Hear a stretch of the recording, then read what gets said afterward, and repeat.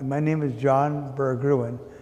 I am the generalissimo of this enterprise, which we founded in 1970. This is our 55th business anniversary. And guess what? Birds of a feather flock together. That's by John Alexander, one of my favorite friends.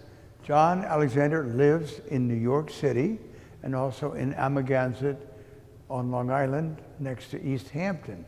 He has a very beautiful home, a beautiful garden, and a beautiful pond. And there are birds that flock around or fly around, and it gives them inspiration. They're individual paintings. One is white birds, the other is red birds. Got it? But you could buy both, and then you'd have a diptych. So that's my sales pitch. We'll give you a special price if you buy both. Now let's move around the room. So the title of this exhibition is our 55th anniversary. I mean, I have been in business, in the gallery business, since 1970, and some of these artists go back almost that far. And then we also, in this exhibition, have some of the younger artists or new artists to the gallery just to complete the whole picture, not the whole picture, but a good part of our journey from beginning to end. We're not closing up shop though. I mean, people might think that. This painting is by Tom McKinley. He is a truly accomplished painter of landscapes that are fictional.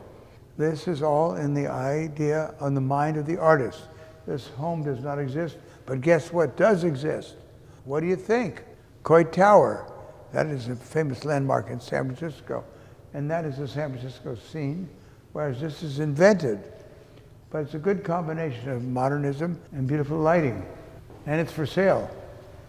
This lovely painting is by Bruce Cohen, who's from Santa Monica, and he has been a very, very hardworking and devoted artist of ours in terms of success along the way, and particularly in the last 5 or 6 years when we've had a number of exhibitions, which adds fuel to the fire.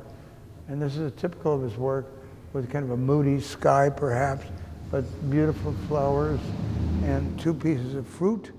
That's all he could afford. I worked for the Pearls Galleries in New York City for about a year, and they represented a number of artists, but by far the most well-known artist was Alexander Calder, who I got to know because the Pearls Galleries on Madison Avenue was in a townhouse that had 6 or 7 floors. 2 or 3 of them were for exhibition, and the Pearls, Mr. and Mrs. Pearls lived on one of the floors up above, and the top floor was Calder's bedroom when he would be in New York. But I was living there before I could find an apartment. And all of a sudden one day, Mrs. Pearl says, "John?" I said, "Yes." "You have to evacuate. Sandy Calder," everybody called him Sandy, would be arriving in tomorrow, the next day, and would like to use his bedroom. And then I got to know him, and he was such a nice man. He liked me, I don't know why. And so his poster was done. I mean, he just do a drawing, and he said to John Berggruen, Sandy Calder, which was very nice. This fascinating hunk of metal is by Mark de Souvreau. This is a very, very practical sculpture. Shears, was used for my annual haircut not so long ago. And you'll see a large poster downstairs of a wonderful, very large outdoor piece of his that is in front of the Legion of Honor in San Francisco. And we did a poster to commemorate the sale of that to the Legion of Honor. It's an extraordinary piece. And I think this is pretty good too myself. This delightful still life painting is by Michael Craig Martin. This is a recent painting from an exhibition that we did about a year ago.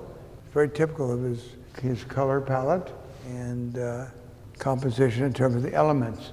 And he just had an amazing one-person exhibition at the Royal Academy in London which was a staggeringly beautiful exhibition. This delightful landscape is by Stephen Hanock, who lives in Western Massachusetts. He does paint scenes from the Napa Valley because he visits here about once a year, and it's typography. He likes to capture the fog in the early morning, and we've represented him now for about 40 years. This is by Heather Day, who lives in Joshua Tree, which is somewhere south of here, in the middle of nowhere, not too far, I think, from Palm Springs. And this is pretty much her palette, her composition, abstract. We do quite well with her, and she's a lovely, lovely, lovely person. Now, there are a few artists I don't like as much, but we'll go into that later. This is an extraordinary work of art. It's a plastic fan that is battery operated. And why do we have the fan here? Just to cool me off, because it's a little overheated in the gallery sometimes. But the fan is actually to create some airflow so that this piece by George Rickey is in movement, because the little rotors turn. You can see the delicate balance. And when I blow on it, watch what happens. You ready? Oh, don't have the air power I used to.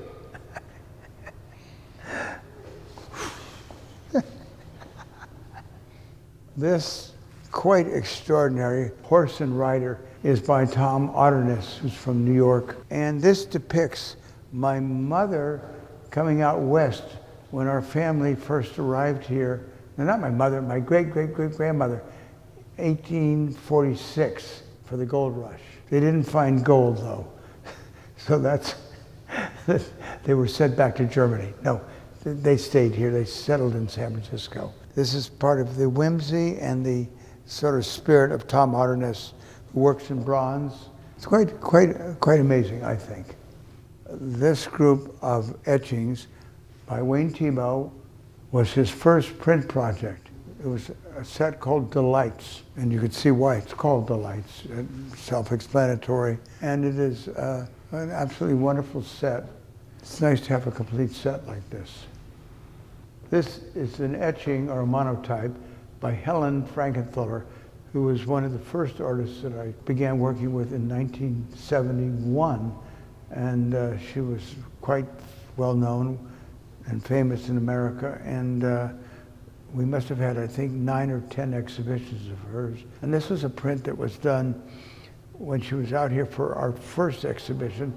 And she went down to Big Sur along the California coast. And there was a restaurant inn called Nepenthe. She visited it, loved the name, and she was inspired by it. And there was a dedication here, which I'll only read to you if someone agrees to buy this. No, they can't buy it. It's dedicated to me. But it was sort of a wonderful experience I had representing her for many years.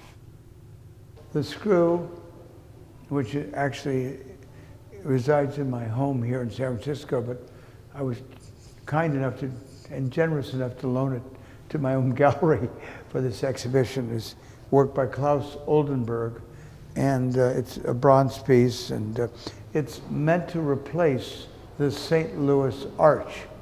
He thought it'd be better as this big screw, and it's just a piece that I've loved ever since I've acquired it, and it sits in our living room and is just part of our home, our life. And all of this here is some of the memorabilia that my very diligent team were able to revive or relocate out of boxes and things of different exhibitions from that period. And then here are some of the reviews, pictures of me. Ooh, that's scary. 55 years went by pretty quickly, I've got to say. It's been a wonderful experience and a wonderful journey in terms of the people I've met. And one thing that stands out in my mind are the people that have had the pleasure of working for me and with me over the years has really been a very, very critical part of how we've stayed alive, how we've functioned, how we've progressed, and of course the relationship I've had with artists and with my colleagues, that's been very important. So thank you all for allowing me to enlighten your life, and for your visiting me here. And but come and visit in the flesh. It's even better when you see things in the flesh.